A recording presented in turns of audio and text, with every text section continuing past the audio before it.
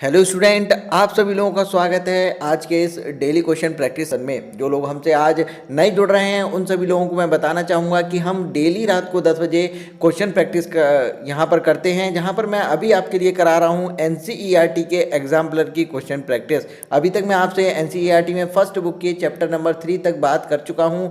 आज के इस सेशन में हम चैप्टर नंबर 4 और 5 के कुछ ऐसे ही इंपॉर्टेंट क्वेश्चन के बारे में यहाँ पर डिस्कस करेंगे। एक और इन्फॉर्मेशन मैं आपको यहाँ पर दे दूं कि मैं आपके लिए करा रहा हूँ ऑर्गेनिक केमिस्ट्री अनअकैडमी पर, जो आज से आपकी स्टार्ट हुई है। वहाँ पर रिवीजन रिएक्शन मैकेनिज्म हमने वहाँ पर स्टार्ट किया है। जल्दी आपका रिएक्शन मैकेनिज्म खत्म करके हम आगे आपके ग्रुप पर फिर बढ़ने वाले हैं। हाइड्रोकार्बन की हम वहाँ पर फिर स्टार्ट करने वाले हैं। वहाँ पर आपका कॉन्सेप्ट प्लस ट्रिक दोनों ही मैं आपके लिए दे रहा हूँ। लिंक मैंने अनअकैडमी का डिस्क्रिप्शन में दिया है, आप जाकर वहाँ पर अनअकैडमी के अपनी ऑर्गेनिक केमिस्ट्री को भी रिवाइज कर सकते हैं। तो चलिए स्टार्ट करते हैं आज का हमारा ये क्वेश्चन प्रैक्टिस का सेशन। तो चलिए स्टार्ट करते हैं क्वेश्चन नंबर 1 से। क्वेश्चन नंबर 1 कह रहा है इन सम एनिमल ग्रुप, कुछ एनिमल ग्रुप की वो बात आपसे कर रहा है। The body is found divided into compartment, compartment में डिवाइडेड होती है body with at least some organ या ऑर्गन रिपीटेड। कह रहा है कि आपके कुछ एनिमल ग्रुप ऐसे हैं जिनकी बॉडी जो होती है वो कंपार्टमेंट में डिवाइडेड होती है, ठीक है। और ये जो कंपार्टमेंट है या फिर इनको ऑर्गन हम कहें, ये आपके रिपीट भी होते हैं। तो this characteristic feature is named, और इस करेक्टरिस्टिक फीचर को हम क्या कहते हैं। 4 ऑप्शन यहाँ पर दिए गए हैं, वन बाय वन मैं पढ़ लेता हूँ, फिर आप लोग अपना आंसर यहाँ पर बता दीजिएगा। सेगमेंटेशन, मेटाजेनेसिस या मेटामॉर्फोसिस। करेक्ट आंसर सभी लोग बताएंगे, उसके बाद मैं आपको यहाँ पर आंसर बताऊँगा, ठीक है ना। 2-3 सेकंड का समय आपके पास, ओके। चलिए मैं आंसर बताता हूँ। इसका जो आंसर होगा ऑप्शन नंबर बी होगा, मेटामेरिज्म। मेटामेरिज्म का सबसे अच्छा जो एग्जाम्पल है आपको देखने को मिलता है अर्थवॉर्म में। अर्थवॉर्म को जब आप देखेंगे तो उसमें आप देखेंगे मेटामेरिक सेगमेंटेशन वहाँ पर पाया जाता है, ठीक है। तो मेटामेरिक सेगमेंटेशन अर्थवॉर्म में पाया जाता है, जिसको हम इस प्रोसेस को, जो फिनोमेना जो होता है मेटामेरिक सेगमेंटेशन का, इसको हम मेटामेरिज्म भी कहते हैं। तो ऑप्शन नंबर बी जो है इसका करेक्ट आंसर होगा, ठीक है ना। बढ़ते हैं आगे क्वेश्चन नंबर 2 की तरफ। क्वेश्चन नंबर 2 क्या कह रहा है, given below are type of cell present in some animals. यहाँ पर कुछ नीचे जो है आपकी सेल दी गई हैं जो आपके कुछ एनिमल में पाई जाती हैं। Each one is specialised to perform a single specific function except. कह रहा है कि इनमें जो कुछ सेलें हैं आपकी, उनका क्या है, एक स्पेसिफिक फंक्शन होता है, एक स्पेसिफिक काम वो करती हैं, जिनमें से एक को छोड़कर, इनमें से एक को छोड़ दिया जाए तो बाकी की 3 जो हैं, 4 ऑप्शन दिए गए हैं, वो एक स्पेशल काम को यहाँ पर करती हैं। वो ऐसी कौन सी है जो स्पेशल काम को यहाँ पर नहीं करती। बढ़ते हैं आगे, इसमें 1 बाय 1 क्वेश्चन ऑप्शन को पढ़ते हैं। पहला है आपका क्वानोसाइट्स, ठीक है। दूसरा है आपका इंटरस्टिशियल सेल्स, और तीसरा है आपका गैस्ट्रोडर्मल सेल, और चौथा है आपका निमेटोसाइट। तो आंसर सभी लोग बताएंगे। 3 सेकंड का आपके पास टाइम है, 3 सेकंड में मैं आपका आंसर यहाँ पर बता दूंगा, ठीक है ना। तो उम्मीद करता हूँ सभी लोगों ने आंसर अपना दे दिया होगा। चलिए बात करते हैं इसकी। यहाँ पर देखिए आपका जो स्पेशल काम होता है, यहाँ पर जो एनसीईआरटी के एग्जाम्पलर में जो इसका आंसर दिया गया है इस क्वेश्चन का, वो दिया गया है आपका इंटरस्टिशियल सेल। ये जो आंसर यहाँ पर दिया गया है, लेकिन मेरे हिसाब से जो आंसर यहाँ पर होना चाहिए वो होना चाहिए आपका गैस्ट्रोडर्मल सेल। क्योंकि इंटरस्टिशियल सेल, देखिए क्वानोसाइट किसमें पाई जाती है आपकी, क्वानोसाइट पाई जाती है आपकी स्पंज में, जिनका स्पेशल काम होता है वो क्या करती हैं, वो लाइनिंग ऑफ किसकी, आपकी कैनाल जो होती है उसकी लाइनिंग बनाती हैं, स्पंजोसील की लाइनिंग बनाती है, ठीक है। इंटरस्टिशियल सेल जो होती हैं आपकी, ये क्या, इनको हम लेडिंग सेल भी कहते हैं। ये आपकी टेस्टोस्टेरोन का सिक्रीशन करती हैं एलएच की प्रेजेंट में, ठीक है ना, ल्यूटेनाइजिंग हार्मोन की प्रेजेंट में। तो इनका भी स्पेशल काम हो गया, इनका भी स्पेशल काम हो गया। निमेटोसाइड आपकी किस में पाई जाती हैं, नेडेरियन में पाई जाती हैं। ये जो गैस्ट्रोडर्मल सेल होती हैं, ये आपकी लाइनिंग होती है गैस्ट्रोवेस्कुलर कैविटी की, ठीक है। तो मेरे हिसाब से आंसर जो होना चाहिए गैस्ट्रोवेस्कुलर कैविटी का, जो कि आपका केवल लाइनिंग ये बनाती हैं। एपिडर्मल सेल से भी इनको हम क्या करते हैं, इनको कंपेयर यहाँ पर कर सकते हैं। लेकिन यहाँ पर जो आंसर दिया है वो इंटरस्टिशियल सेल दिया है। तो देखिए एग्जाम्पल के हिसाब से तो आंसर 2 होना चाहिए, लेकिन मेरे हिसाब से आंसर 3rd होना चाहिए। बढ़ते हैं हम तब तक क्वेश्चन नंबर 3 की तरफ। विच one of the following sets of animals share a 4 chambered heart. 4 chambered heart आपका किस में पाया जाता है, तो इसका जो आंसर है सभी लोगों को पता होगा, क्रोकोडाइल, बर्ड और मैमल में पाया जाता है, ठीक है। आगे बढ़ते हैं क्वेश्चन नंबर 4 की तरफ। क्वेश्चन नंबर 4 कह रहा है विच of the following pair of animal has non glandular skin. Option number ए में दिया है आपका स्नेक और फ्रॉग, बी में दिया है कैमलियन एंड टर्टल, सी में दिया है फ्रॉग एंड पिजन, और आपका डी में दिया है क्रोकोडाइल एंड टाइगर। सभी लोग अपना अपना आंसर देंगे, ठीक है ना। देखिए जो सिंपल क्वेश्चन होगा उसका मैं आंसर बता के तुरंत आगे बढ़ जाऊंगा, लेकिन जो थोड़ा सा आपको लगेगा कि कंफ्यूज करेगा उसमें मैं आपको समय दूंगा। उम्मीद करते हैं सभी लोगों ने अपना अपना आंसर यहाँ पर दे दिया होगा। चलिए हम बता देते हैं इसका जो आंसर होगा आपका। देखिए यहाँ पर भी थोड़ा सा मुझे डाउट है, यहाँ पर NCERT में जो आपका दिया गया है यहाँ पर आंसर वो दिया गया है ऑप्शन नंबर सी, ठीक है ना। NCERT के एग्जाम्पलर में ये आंसर दिया गया है, लेकिन मेरे हिसाब से आंसर इसका कैमलियन टर्टिल भी होना चाहिए। क्या आप लोग बताइए कि कैमलियन टर्टिल में पाई जाती हैं ग्लैंडुलर स्किन या नहीं पाई जाती है। मैंने आपको दोनों आंसर अपने बता दिए हैं। बढ़ते हैं आगे क्वेश्चन नंबर 5 की तरफ। क्वेश्चन नंबर 5 कह रहा है bird and mammals share one of the following characteristic as common feature. Common feature की तरह आपका वर्ड और मैमल में कौन सा कॉमन फीचर होता है, ठीक है ना। पिगमेंटेड स्किन दोनों में पाई जाती है, या फिर हम कहें alimentary canal with some modification दोनों में होता है, बीबी पेरी दोनों में होती है, या फिर हम कहें वार्म ब्लडेड नेचर दोनों में होता है। तो इसका जो करेक्ट आंसर है सभी लोग अपना अपना बता दीजिए, फिर मैं आपको यहाँ पर बताता हूँ, ठीक है ना। इसका जो करेक्ट आंसर होगा क्वेश्चन नंबर 5 का, उम्मीद करते हैं सभी लोगों ने अपना पढ़ लिया होगा। ऑप्शन नंबर डी जो है वार्म ब्लड एनिमल ये कहलाते हैं आपके वर्ड और मैमल्स दोनों। आगे बढ़ते हैं क्वेश्चन नंबर 6 को देखते हैं। क्वेश्चन नंबर 6 कह रहा है which one of the following sets of animal belong to single taxonomic group.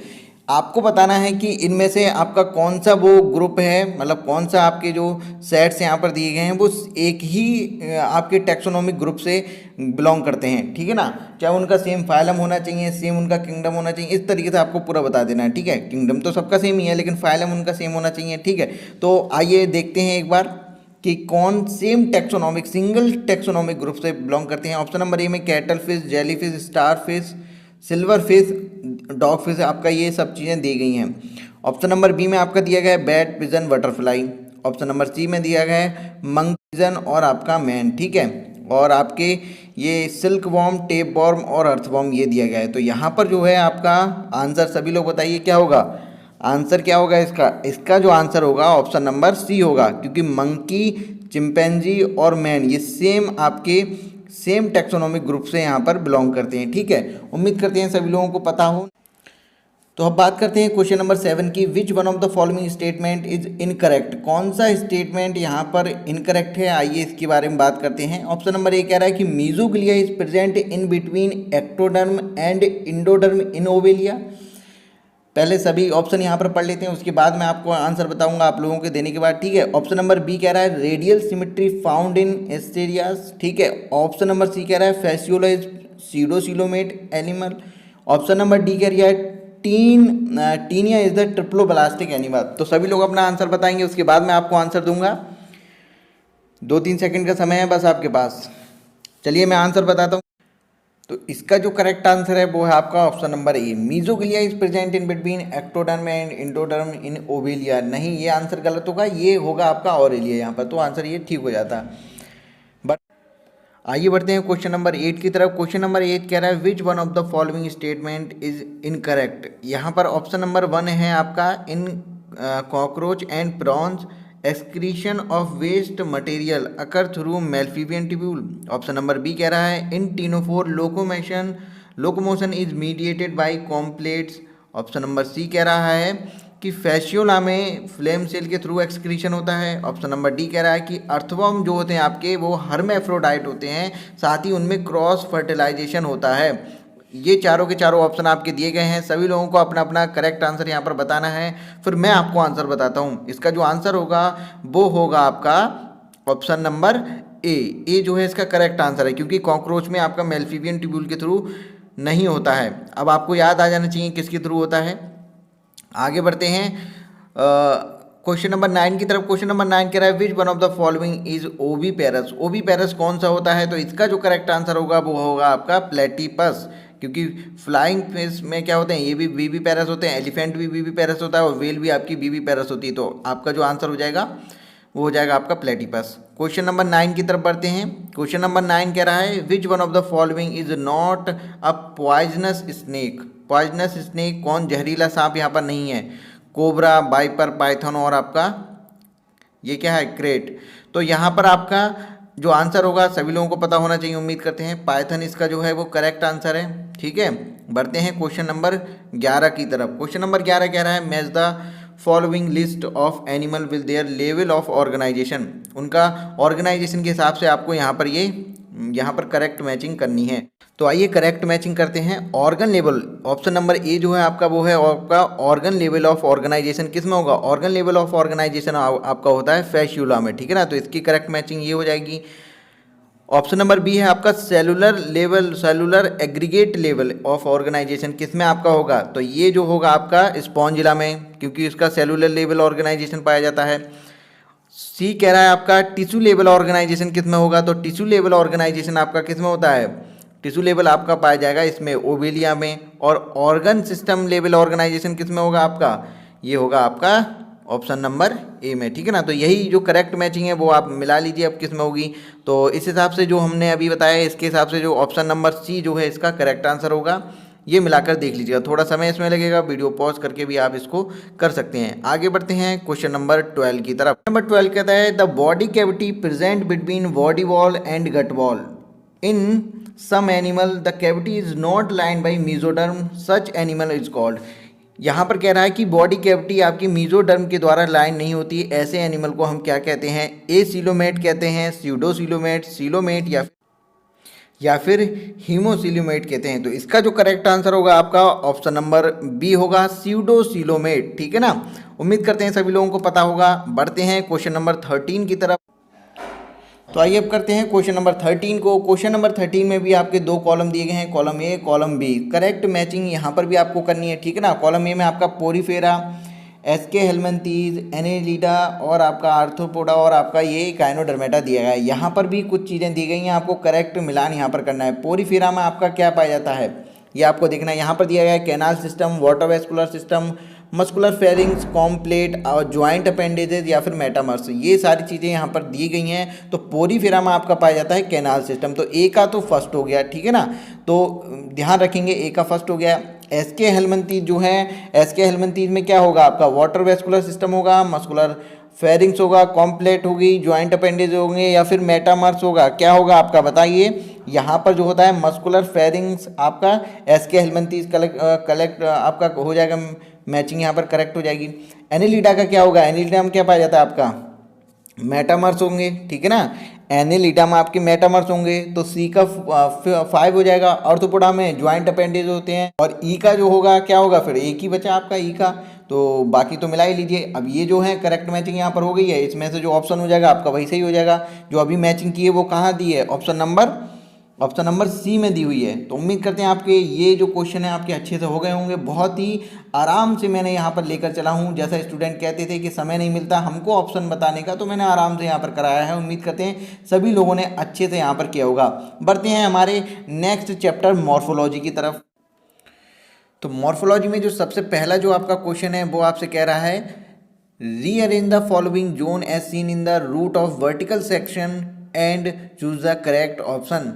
ए है आपका रूट हेयर, कहाँ पर आपको दिखेंगे, ठीक है, जोन ऑफ मेरिस्टेम। क्वेश्चन आपको समझ में आ गया ना। क्वेश्चन कह रहा है कि आपकी जो वर्टिकल रूट का सेक्शन अगर आप निकालेंगे तो उसमें आपको किस किस तरीके से कहाँ कहाँ पर कौन सा जोन पाया जाता है ये आपको बताना है, ठीक है ना।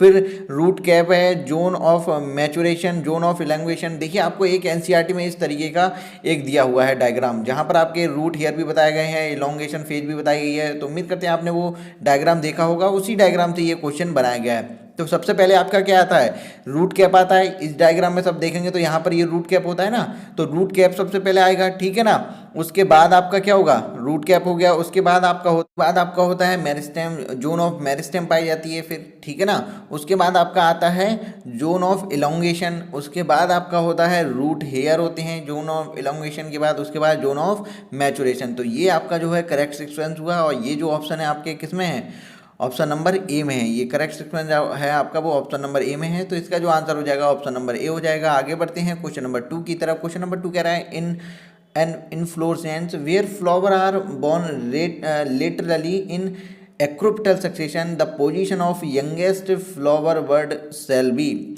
जो यंगेस्ट फ्लावर होंगे उनकी जो पोजीशन होगी वो क्या होगी, एक्रोपिटल मैनर में। देखिए एक्रोपिटल मैनर में जो आपके यंगर फ्लावर होते हैं वो लेटरली होते हैं। लेटरली का मतलब क्या होगा, डिस्टल पोजीशन पर होंगे। डिस्टल, लेटरली का मतलब दूर होंगे, ठीक है ना, लेटरल पर होते हैं। तो यहाँ पर आपका क्या दिए हैं, 4 ऑप्शन दिए गए हैं, प्रॉक्सिमल, डिस्टल और आपका इंटर कैलरी और आपका एनीवेयर। तो यहाँ पर लेटरल है तो डिस्टल दूरी पर होंगे, तो इस वजह से आपका जो हो गया ऑप्शन नंबर बी जो है यहाँ पर वो करेक्ट आंसर हो जाएगा। बढ़ते हैं आगे क्वेश्चन नंबर 3 की तरफ। क्वेश्चन नंबर 3 कह रहा है the mature seed of plants as gram and pea possess no endosperm because, यहाँ पर इंडोस्पर्म क्यों नहीं पाया जाता, ग्राम और पी में इंडोस्पर्म क्यों नहीं पाया जाता है, क्योंकि जो इनका जो डेवलपिंग एम्ब्रियो होता है वो इसके इंडोस्पर्म को यूज कर लेता है, जिसकी वजह से ये नॉन इंडोस्पर्मिक सीड होते हैं। ठीक है, तो कारण मैंने आपको बता दिया क्यों नहीं पाया जाता है। अब ये जो कारण है जिस ऑप्शन में दिया होगा वो हमारा करेक्ट आंसर होगा।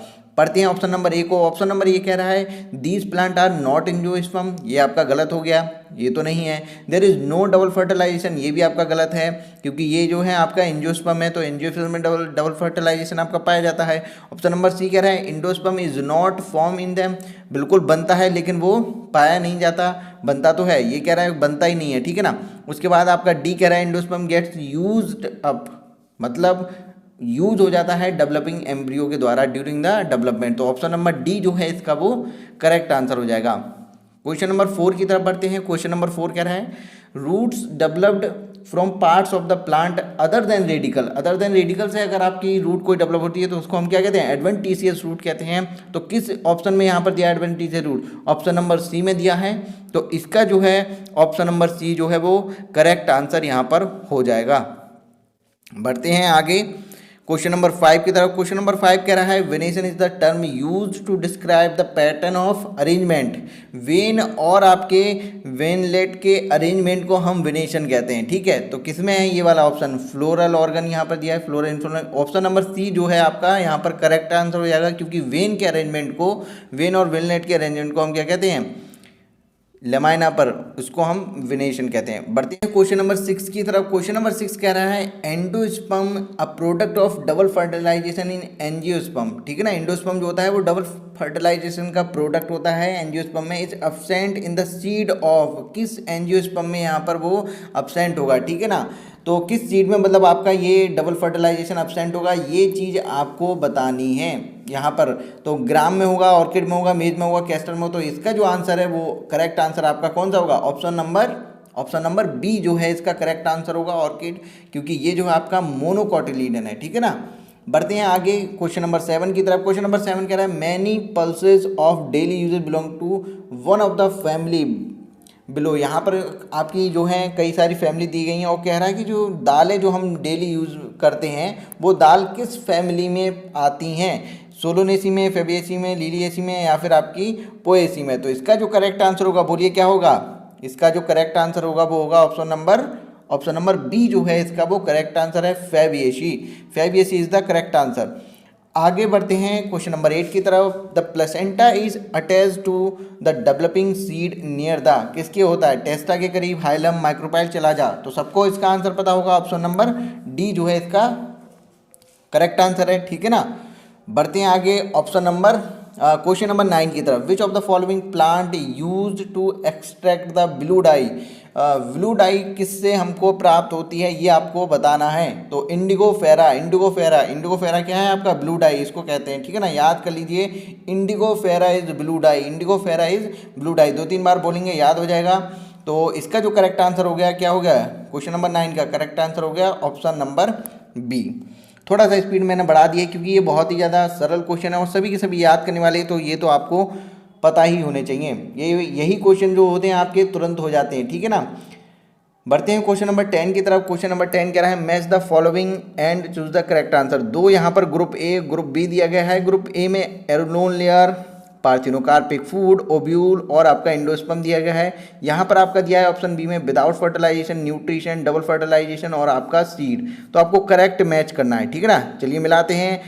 यहाँ पर आपका पार्थिनोकार्पिक फ्रूट से हम स्टार्ट करेंगे। पार्थिनोकार्पिक फ्रूट क्या होता है, विदाउट फर्टिलाइजेशन बनता है, ठीक है ना। और डबल फर्टिलाइजेशन का जो रिजल्ट होता है वो क्या होता है आपका एंडोस्पर्म, और ओव्यूल क्या होता है सीड में, न्यूट्रिशन क्या होगा आपका एरिनोल लेयर। तो करेक्ट मैचिंग हो गई यहाँ पर। अब देख लीजिए कौन किसका पार्ट है, बी का ए, वी का ए मतलब फर्स्ट किस में दिया है, एक में ही दिया है, ऑप्शन नंबर सेकंड में ही केवल वी का ए दिया है, या फिर हम कहें बी का फर्स्ट जो दिया है वो ऑप्शन नंबर सेकंड में यानी कि वी में आपका दिया है, केवल इसी में ही दिया है, ठीक है ना।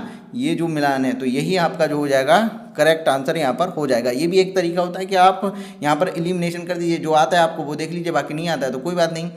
तो ये थे आपके मॉर्फोलॉजी के क्वेश्चन। उम्मीद करते हैं आपको सभी के सभी क्वेश्चन अच्छे से आपको आए होंगे और अच्छे से आपने यहाँ पर क्वेश्चन प्रैक्टिस की होगी। कल हम फिर आएंगे इसी तरीके के क्वेश्चन लेकर। कल हम बात करेंगे आपके चैप्टर नंबर 6 और चैप्टर नंबर 7 के क्वेश्चंस की, एग्जाम्पलर के क्वेश्चन की। अगर आपका कोई भी डाउट या फिर कोई भी क्वेश्चन होता है तो कमेंट सेक्शन में जरूर बताइएगा।